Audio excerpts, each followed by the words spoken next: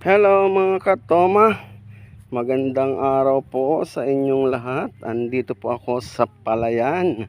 Nagbalik tanaw lang ako sa Palayan dahil minsan lang ako makarating ng may Palayan. Ayun, mga katoma, papakita ko lang po sa inyo kung anong ibig sabihin nito. Ito po yung tinatawag sa amin sa Bicol na dapog. Yan, ilalagay yung palay dyan para patubuin. Ngayon pag tumubo na siya, pag medyo malaki na yan, sa kanila yan imamakinahin tong paligid para pagtaniman po ng palay na yan.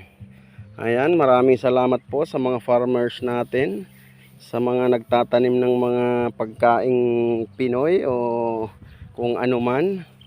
Ayan, saludo po kami sa inyo mga farmers, dahil kayo po ang nagtatanim ng mga kinakain natin sa mga pang-araw-araw natin.